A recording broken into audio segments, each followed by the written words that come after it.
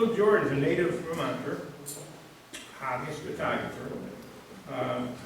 He retired from the Vermont magazine. He was editor-in-chief and publisher in 2019. He's written books on transportation subjects, such as the Rutland in Color.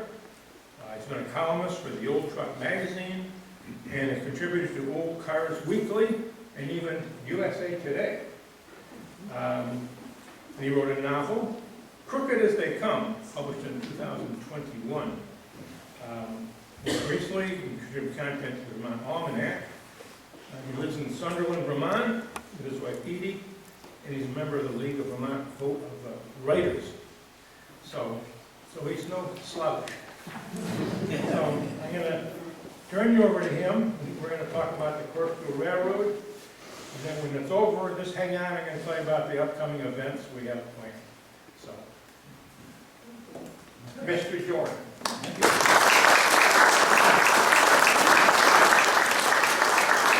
Thank you very much for coming. Everybody hear me okay? Yes. Okay, great.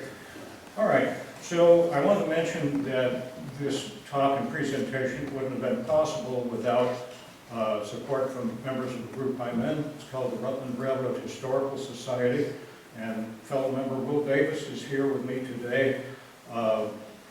We have 200 plus members in this group. The group was organized back about 1988. We publish a quarterly journal called Rutland Newsletter. Will has a few complimentary copies available today for anyone who would like to learn more about our historical society. And if you are a member, please don't snitch a copy. So I want to thank Rob for that wonderful introduction. Didn't mention there are no outstanding warrants issued for my arrest, so let's see if we can get into it. The Corkscrew Railroad, that's a nickname for what originally began life as the Chatham and Lebanon Valley Railroad. It was chartered back in the, I believe, late 1840s. It was built northward from Chatham with a connection with the Boston and Albany Railroad. It went north, got into Lebanon Springs, which is somewhat of a resort, summer destination, and it didn't progress any further until Trenter Park took an interest in having a southern connection for a railroad that he was the majority stockholder in, the Bennington and Rutland, which was originally the Western Vermont Railroad Company. So let's get into it. And I'm a writer, not a historian, so I think the best place to begin is right here, outside what's now the parking lot. This photograph was taken about 1952 by Patrick Purcell. He was born and raised in Bennington. He went on to join the U.S. Army. Shortly after he took this and several other photographs we're going to see in the presentation, he wound up in the Army Transportation Corps in Japan. Got into railroading as a career, never looked back. He retired a few years ago from CSX Transportation, and he's currently a resident of villages at Fillmore Pond, and I know he'd probably love to have some visitors who could talk trains with him. So we're here 73 years after Pat took this photograph, walking just up the hill, again pretending that it's 1952. We see this milepost, mile 56. The Chatham Division, or the so-called Corkscrew, because of the tight twisting curves on its route south of here around the hills and mountains. This division of the Rutland Railroad actually technically began in North Bennington. So that's why the discrepancy between 61 and 56. From this point out here by road, it's about half a mile to the Bennington station, but by rail back in the day, because of the twists and turns going down the hill, it was 1 mile and 3/10. So here, I Google mapped the route of the railroad as it climbs up out of the Depot Street area, twists and turns around the Bennington Monument. And in fact, when they built the monument, that stone came in by rail and it was brought into the construction site on a siding.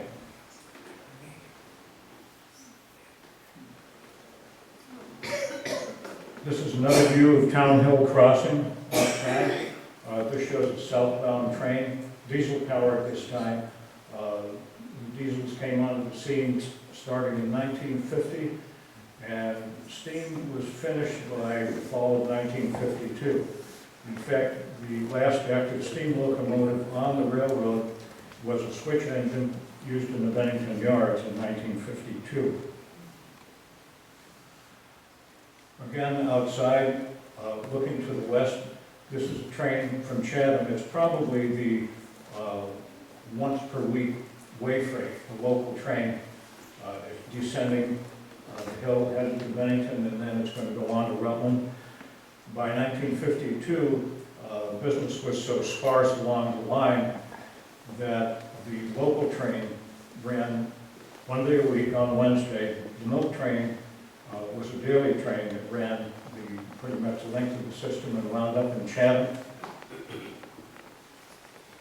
A little farther west, this is another Rutland train that is headed for Rutland. Looking into the distance, that's probably about where the airport is, present day. So this is in the vicinity, I think, of what's called Dermody Road. And if you were to go back a little bit farther down the line, Jewett Drive is built on the old roadbed of the railroad. So this is a view taken outside the museum. Probably the same trains starting to drop down the hill, going around the curves in Bennington. There goes the caboose. The scene looks a lot different today. If you notice, the track is really well maintained, and all the cinders raining down probably helped to keep the weeds down along the right of way. But this railroad was very expensive to maintain because, well, south of here, its route pretty much followed the route of the Little Hoosick River down through Petersburg and Berlin and down into Steventown. So here we've got a train northbound by direction. It's just coming into the Bennington station.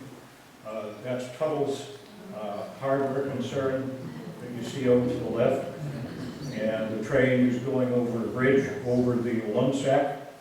You can't see it here, but over to the right, well off out of view of the picture, there used to be a big pond called Depot Pond, and that's what fed a lot of the mills back in the olden days in Bennington. So that was all filled in probably about 6 or 7 years after this picture was taken in '52, and they built the first national supermarket on that site. So here's a system map. This shows the Rutland Railroad in its entirety. It ran from Ogdensburg, New York, which you can see up in the top left of the map, over through upstate New York, over to Rouse's Point, New York. We're going to change to the Delaware and Hudson. From that, went across the lake on trestle work, crossed over Drawbridge into Alburg, and then proceeded south into Rutland. So the milk train took that route from Ogdensburg all the way down here into Rutland, and then it split into two sections. One of the sections went down to the Boston Market via Bellows Falls, and the other went down through Manchester, North Bennington, and down the Corkscrew into Chatham, New York. Altogether, it was about 400 miles. So here's a timetable from 1943. It's wartime. Traffic was busy. This shows all of the scheduled trains that ran. Train number 51, and this is just a northbound timetable. Train number 51 was an all-Pullman train called the Mont Royal. Ran between Montreal, Quebec, and New York City. It also had a section split off in Rutland and went down to Boston. Train number 65 was a Green Mountain Flyer. That was the daytime coach counterpart of the Mont Royal. You see the milk train is scheduled on this. Apart from that, there would be a couple of extra trains, trains that ran on an as-needed basis, called simple freights. They don't appear on the timetable. They were second-class trains, so they had to stay out of the way of passenger trains and milk trains, which were what we call first-class trains. So here's a look at what ran on the main line. This is the Green Mountain Flyer as it appeared about 1950. It's southbound, and it's just leaving Wallingford, Vermont, and that's the old Route 7 in the background.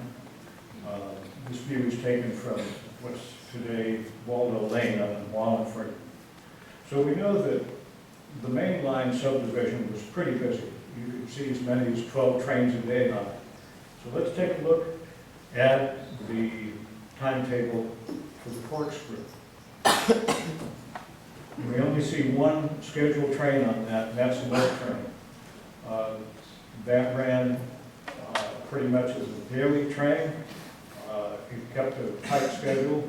It ran as fast as it could due to limitations of lightweight rail on the Chatham subdivision. Good old Corkscrew, speed limit was 40 miles an hour. What did it look like? Looked a lot like this back in the steam days. Now this picture is taken way up in North Lawrence, New York, and what you see on the right is a milk tank car. Probably not what you expected to see, but that's the type of car in which there are a couple of detachable tanks. That's probably a Sheffield Farms or seal test car, and when that car gets to where it's going, either Boston or the Bronx in New York, those tanks are going to be offloaded onto a truck, and the truck is going to take the tank to a milk processing plant. The car you would see more often is this wood sheath car over on the left. That too would have insulated glass-lined tanks inside to carry the milk. And these cars were so well insulated that they would get to where they were going, 400 or 500 miles, 600 miles, or whatnot. And the temperature inside wouldn't rise more than a couple of degrees, keeping the milk nice and cold by the time it got to where it was going to be processed. Now this is a better look at one of those detachable milk tank cars. By the time this picture was taken in the mid-1950s, and the Chatham sub had been abandoned by that time, the milk still went to New York and it still went to Boston, but mixed in would be some freight cars with that train. There was also a train that was a way freight, and it went along the line picking up empty milk cars as needed, and they called it Tin Can. Now, I don't know if that nickname came from the fact that milk cans, because the railroad still handled can shipments, these were regular 40-quart milk cans. They probably made a nice rattling sound when they were empty, and they would be loaded and tossed into those empty milk cars. So maybe that's where the nickname came from. So this is a map that shows more of how the milk got from Chatham up here all the way down to the Bronx in New York City. That line was called the Harlem Division of the New York Central Railroad. It went down through Millerton, New York. It went down through Wassaic and so on, hauling, and it was a first-class train that moved right along on the New York Central main line. And there's a picture of it.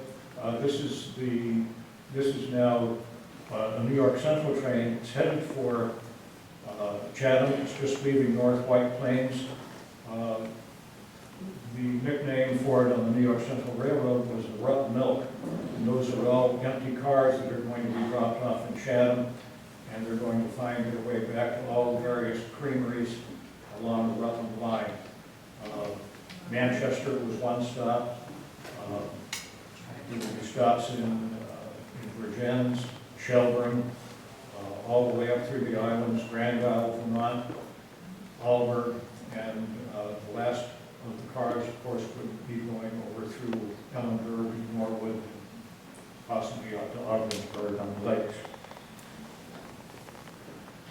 So, as I said before, technically the Corkscrew, the Chatham subdivision, began in North Bennington. And this map shows the layout of the track in North Bennington as it was back in the late 1800s. There wasn't a Y for turning trains around. Here was a gallows-type turntable located for turning the locomotives. That was later changed to this configuration. And you can see that there's a freight house right here. There's the brick passenger station, built in 1880. It replaced the original one dating from the western Vermont and then Bennington and Rutland days. That station was built of wood, and there were originally two tracks. One track on one side, one on the other. The track on this side was the Bennington branch, which later became the Corkscrew once it was connected to Chatham. This track over here is the main line, and it connected over to White Creek with Troy and Boston, later to become the Boston and Maine. So there's the station, a grand old affair.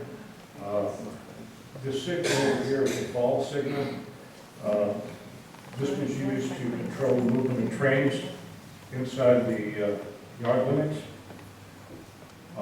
One signal, you can see that one of those little spheres is raised. That gives the northbound first-class trains the rights to pass through.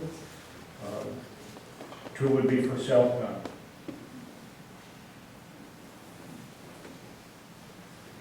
So this is from a nice old postcard. This shows the rock cut that's over near Lake Karen on the Corkscrew. Another tight curve, you can see lightweight rail, and probably very, very tight clearances back in the day for a locomotive to get through there.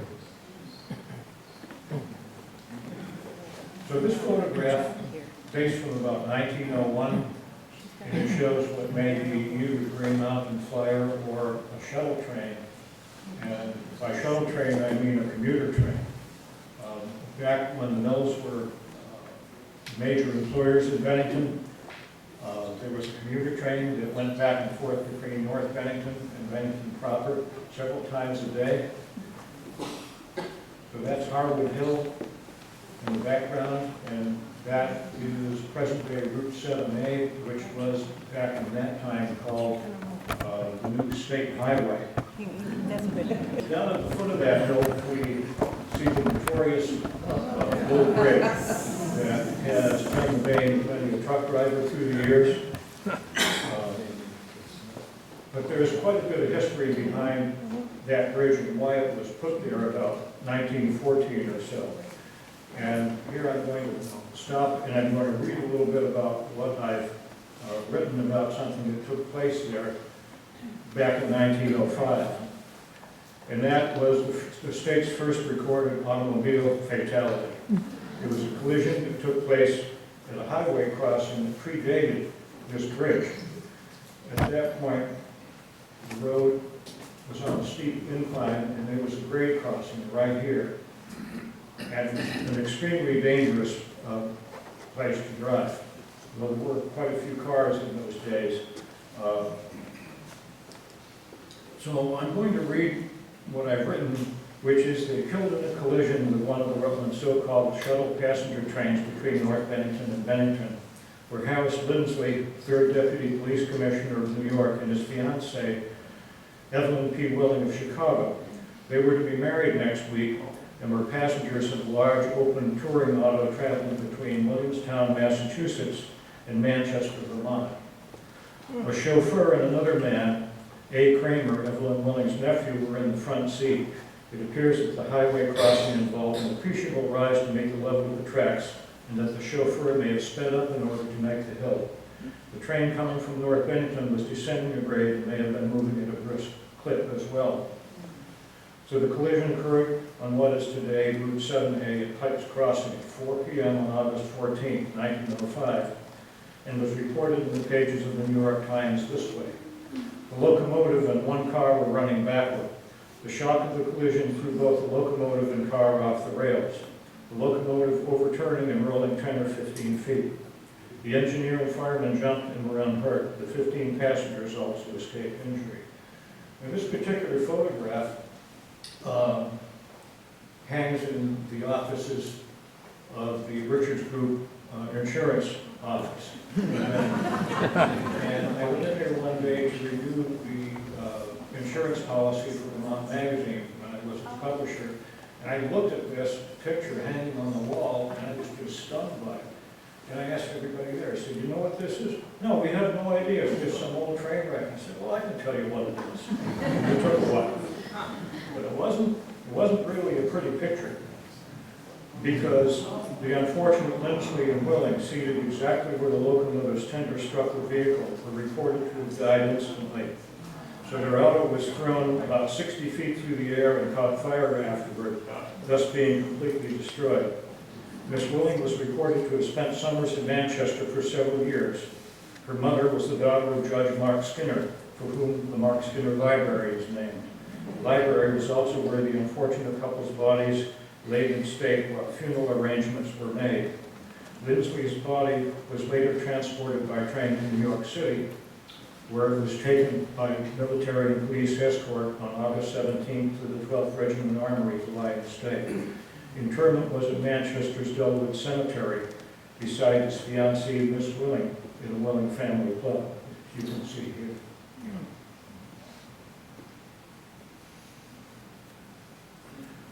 So let's look on something that's on the brighter side.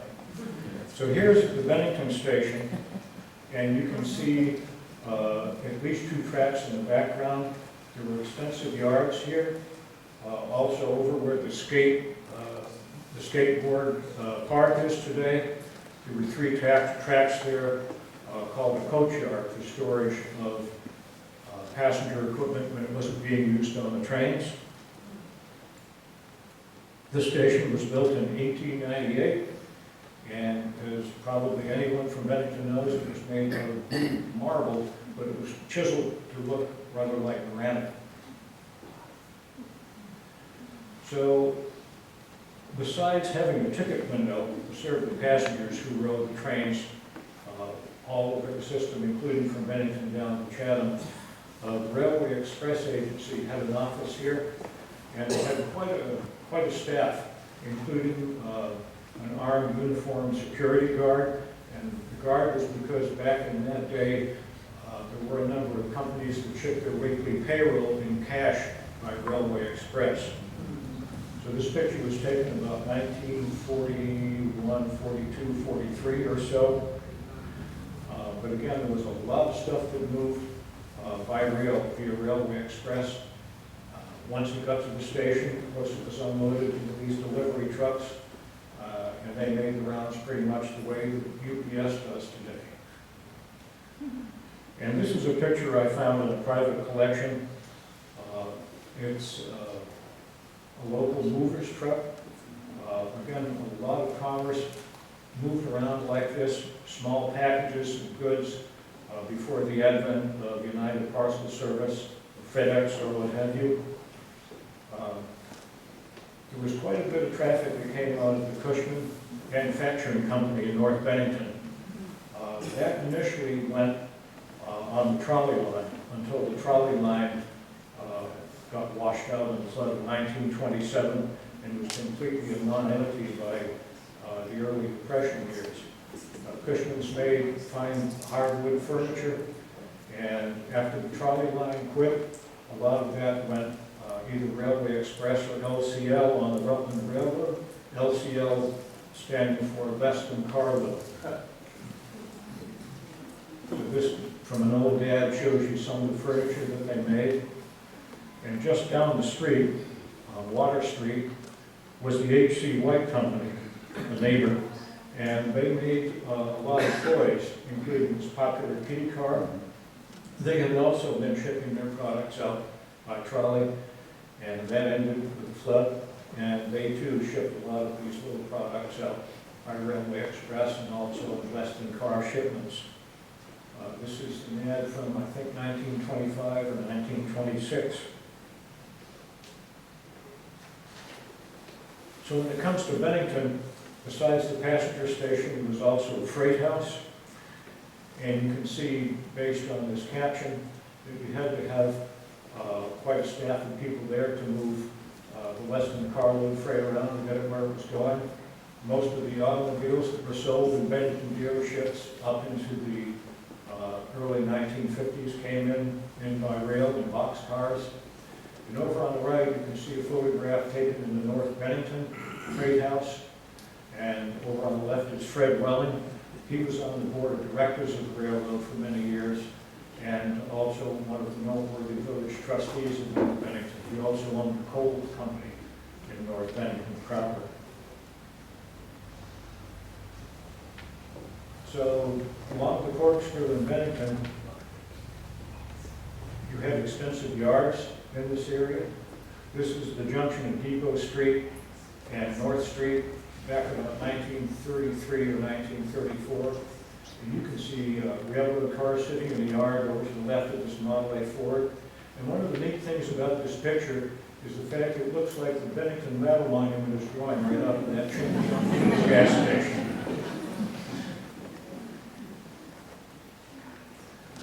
This is another business that prospered in Bennington. Again, it was located just to the west of where the skate park is today. That was also tunnels. They had 3 silos for coal. They also sold coke, and this is the coke shed. Coke being used for furnaces for working with steel and iron, burned a lot hotter than coal. They actually received coal here up into 1964 on the Vermont Railway after it took over from the Rutland. Another one of the shippers, and a lot of their products for a while went south to Chatham. After that it went north up to Rutland and down to Bellows Falls. Was Vermont gift wrap. They have a large plant located on Bennington. And this is a look, the corkscrew line is over here on the left. This is North Street, what was later on Route 7A. And this gas station stood at the corner. This is Bennington over here on the right. This was a company-owned gas station. And Sant'Arcangelo's Ideal Fuels later moved into the brick building that's over in the back. The reason I'm showing this is that back about 1922 or 23 or so, that's when Gulf Oil decided they would get into the fuel oil and gasoline business in Bennington. And they put in siding on the corkscrew. You can see the switch right here. This siding existed for many years. Brought in gasoline, kerosene, fuel oil, and so on, and tank cars. The last I knew of it, the bumping post at the end of the track over here was still in place behind the little convenience store that replaced that gas station. So there's another view. You can see Mount Anthony in the background. This wooden building predated the brick one.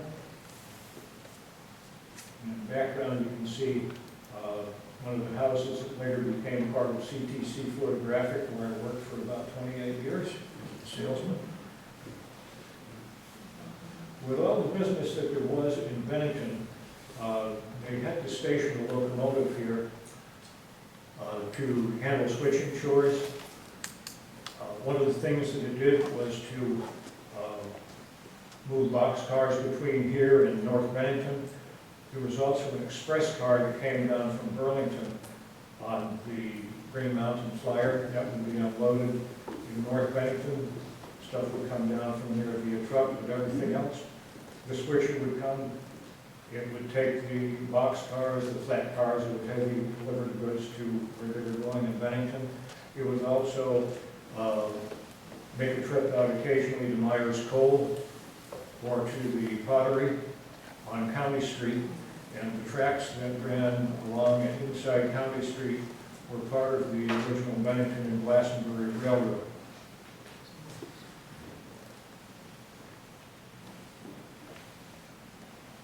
So this is another photograph taken by Pat Purcell about 1952, and this shows time railway number 74. As far as I know, it was the last steam locomotive to be operated on the Rutland. Like a lot of the other ones, this did spend a lot of time running back and forth between Rutland and Bennington and down to Chatham, and it spent its last days working locally as a switch engine in Bennington. As you can see, there was a water tank here. There was also a small turntable. There was never a shed here at this time period for this locomotive, so it stayed out in the open.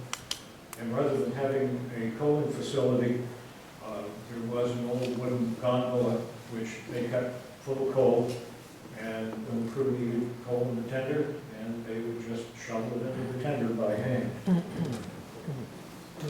So this is a better picture, a better time of year, and this shows the manually operated turntable, and the fellow with his hand on the handle, he's going to be able, once he gives it a mighty push, turn that locomotive right around and head it back in the other direction. And again, all of this was located just about where the Tractor Supply parking lot is in present day.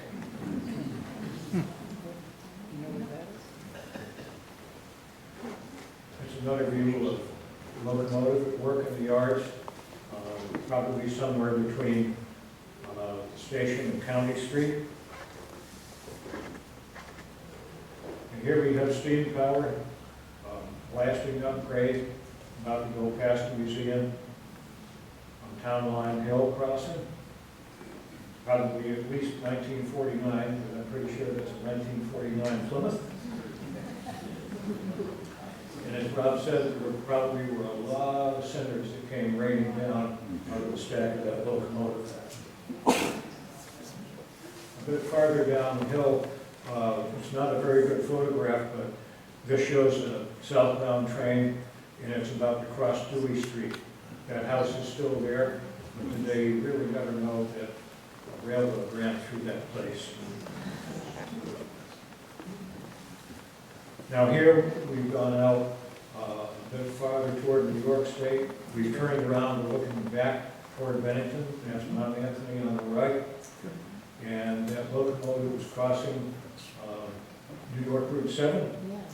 Well, actually, at this point, it's still Vermont Route 9, because we're still in Vermont, come to think of it. But over to the left, that's present-day Jewett Drive over there. And there was a siding over here. You can't see it. It was called Anthony's. If they had to have two locomotives to get the heavy freight up over the hill, they'd drop off the second one here and it would go back down the hill. The train would continue on to Chatham. And when Fillmore Farms was in business, they would get their feed delivered by rail, and they bring it in the boxcar, and they come over with the truck and unload the feed from the boxcar on the side of Anthony's. And this is a nice shot of the switcher bedded down for the night in Bennington, and you can see the gondola full of coal over here on the left. Actually, I'm going to say, because that's an open-end car, that those are cinders, which are going to be used for ballast along the right-of-way. Here you can see the water tank over on the left, and this is a standpipe with water column here on the right, used for filling the tender with water when the time comes. So this view is literally state line crossing. And now we're in New York State. That's a northbound freight train. A little bit farther on, we're looking due east by direction, and this is a long train of some description. It's headed to Bennington. I suspect that these two cars are heavyweight steel cars, probably a deadhead movement going somewhere, because there was no passenger service on the Chatham SubDivision after, I think, 1931. And it looks like most of these are wooden company boxcars.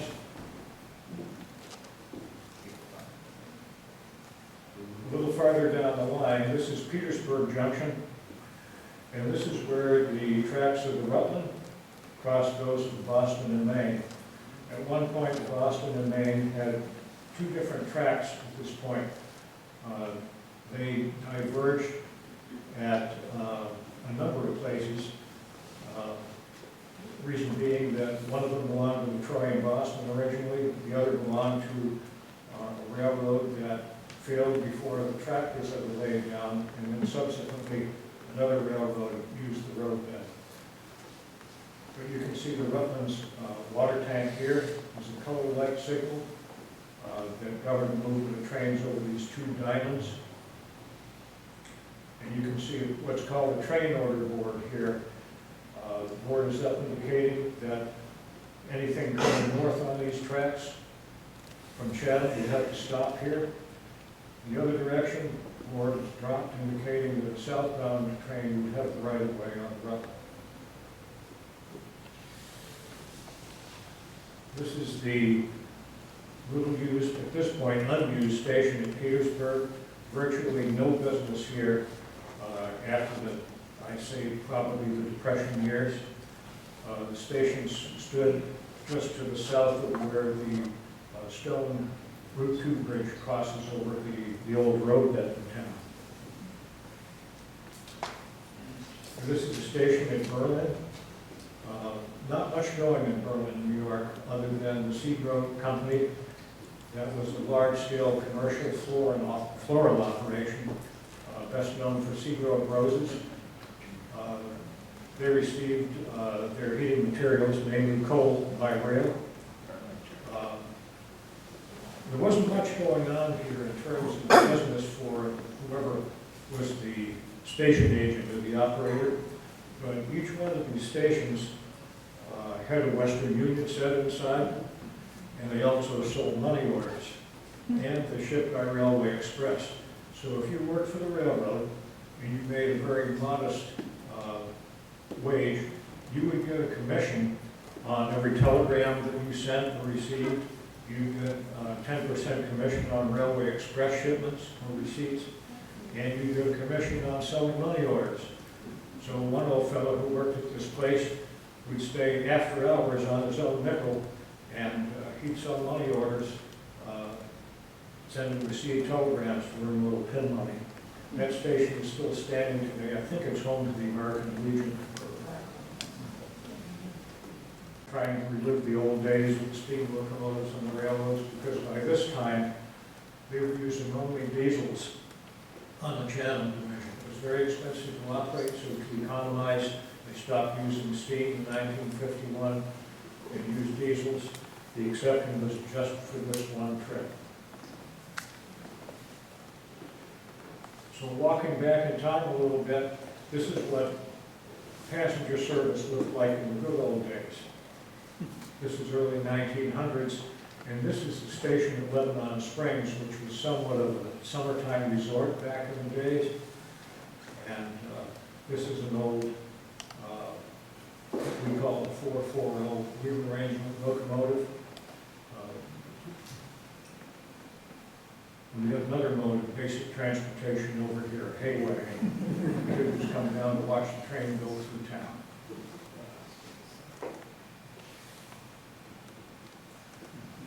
And this is another typical passenger train of, I'd say, the probably late 1870s or early 1880s,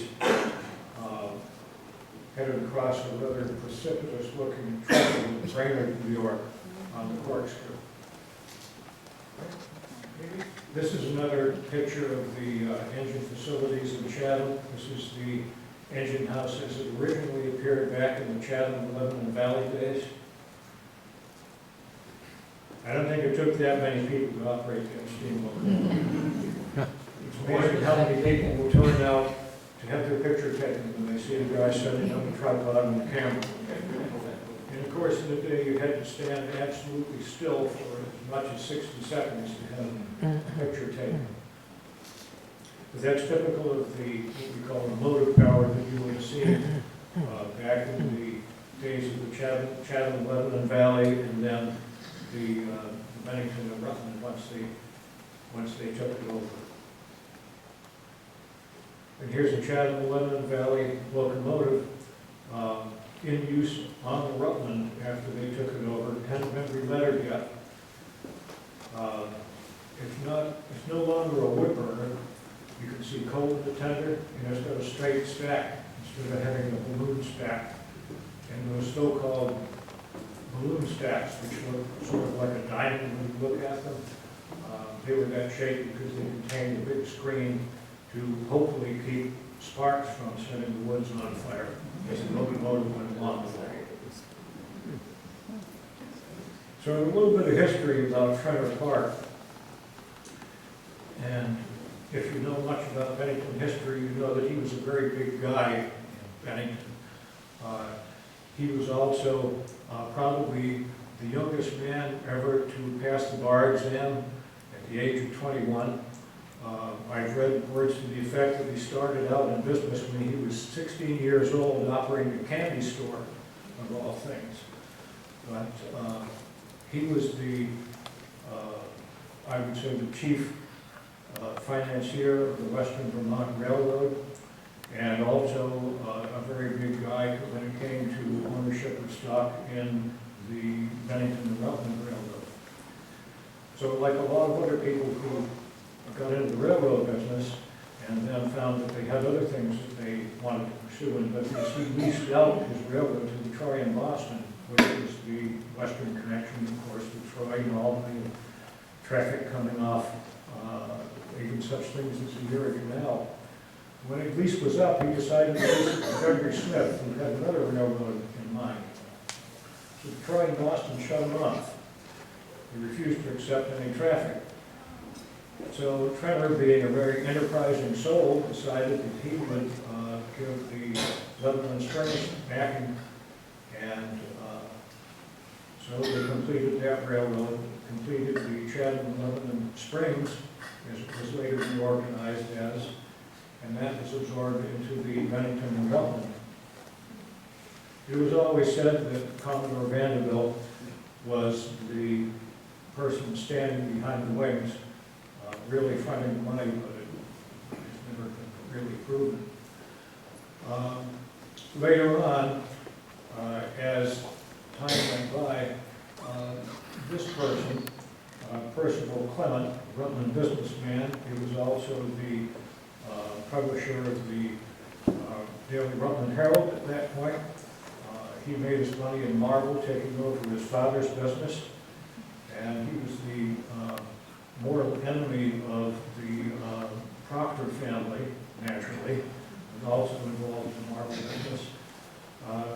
Sensing that there was money to be made in the railroad business and that the Rutland was undervalued, having been leased out and returned to its original ownership by the city of Vermont, he started very quietly buying up stock in Rutland until he controlled the whole show. Rutland had grown to extend itself through Lake Champlain up into Alburg, all the way over into Ogdensburg, New York, after absorbing the Northern Railroad.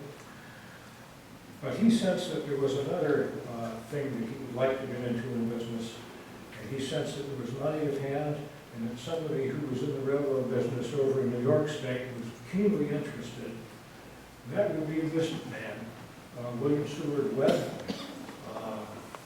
You may recognize the name as it relates to Electra Hadelmeyer Webb, who founded Shelburne Museum. He was her ancestor.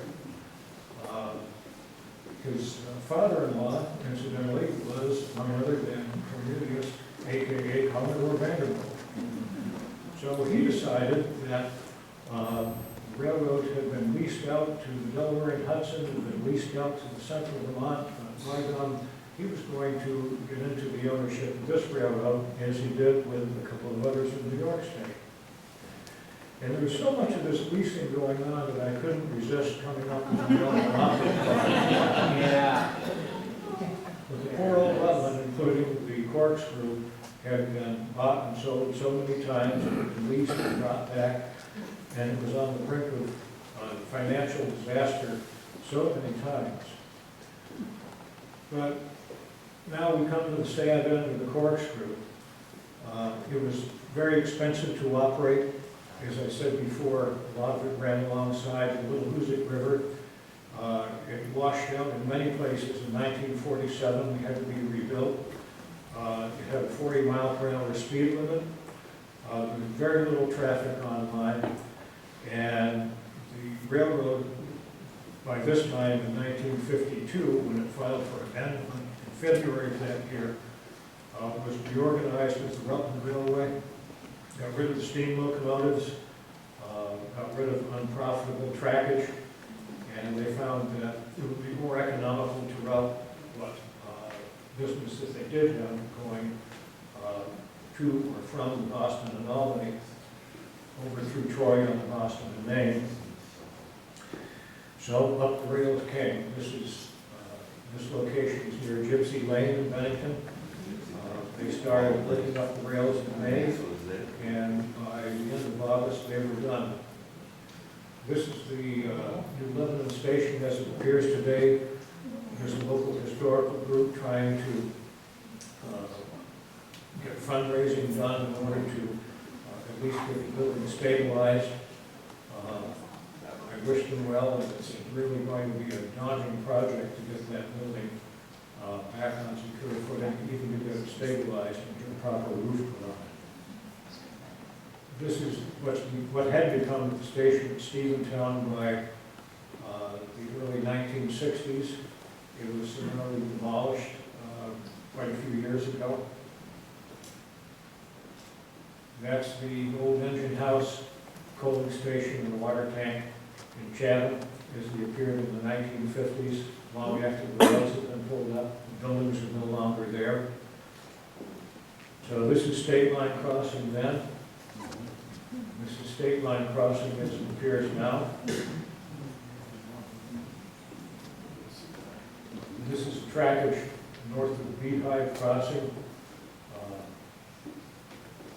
approaching State Line. And that's the way it looks now. But I think it looked a lot better back in this day. We had a couple of brick-snorting steam locomotives spewing smoke cinders into the air, hauling those freight cars down into Chatham, hauling the train. Probably never see their likes again. But I think that's all I have for you on Corkscrew Division today. Thank you for coming.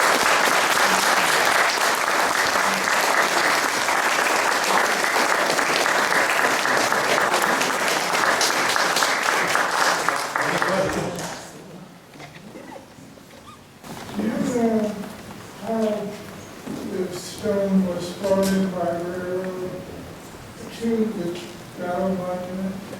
They built a sidetrack. What he's asking is how they brought the stone in to build the Bennington Battle Monument. And what they did is they put in a switch and they put in a siding that went right up to the monument itself.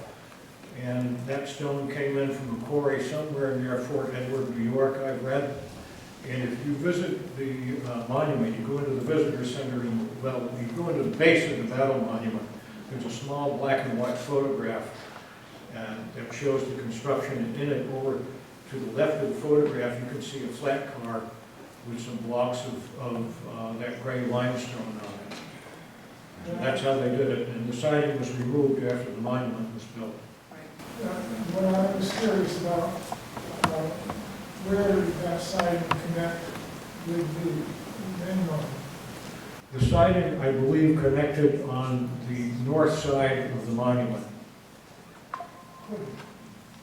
On the north side, and then it curved in to come right up beside it, so that literally the blocks would be on, I believe, on the west side of the monument.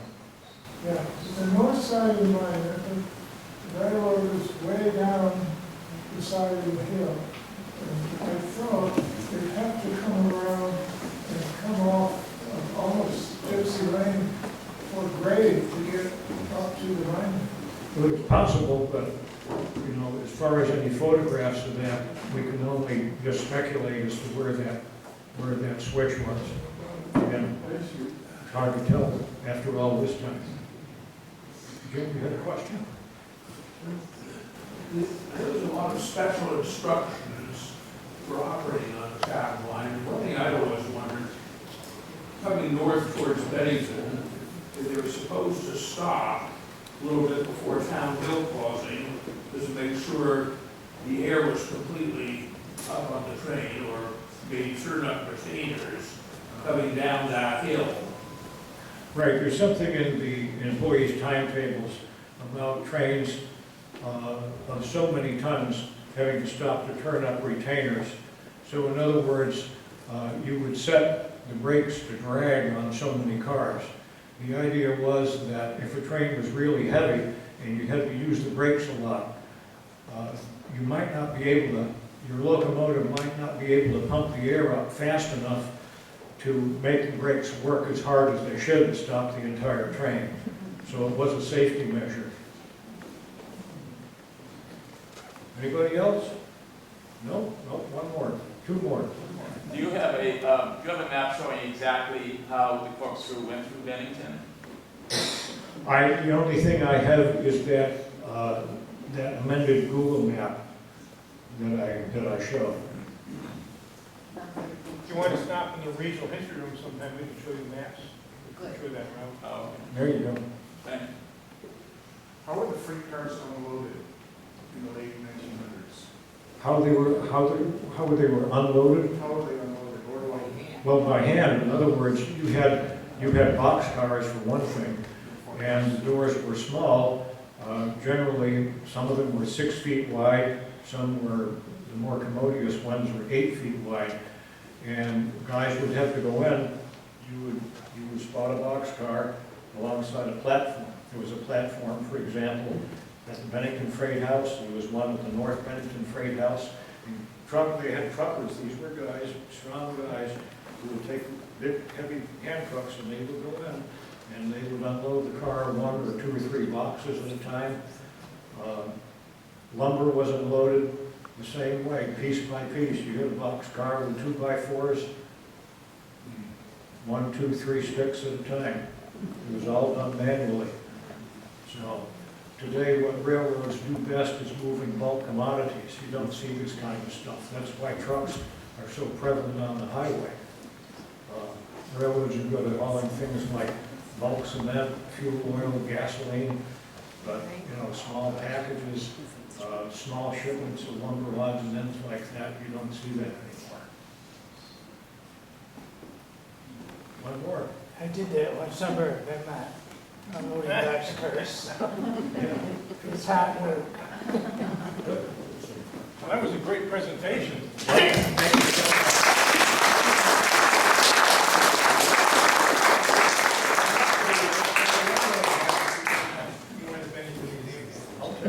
I may be a museum piece yet. That was great. What an era that was. Yeah. Well, before you go, next presentation is October 19th, right here. Same place, same time. Pownell's History, a journey through 265 years of transformation. Joyce Held from the Pownell Historical Society is going to come, and she's going to give a real good presentation on the history of Pownell, which is a history we kind of don't pay enough attention to, I think. And that's next time. Then in November 16th, we're going to have a writers, a book event. We're going to have all the local writers come in who've written books on local history, and they're going to present their books. Books will be for sale. There'll be refreshments. It'll be kind of a holiday gathering. You're all welcome to come to that. It should be fun. Other than that, your stewards, you may go forth and back to the gardens. If anybody wants a copy.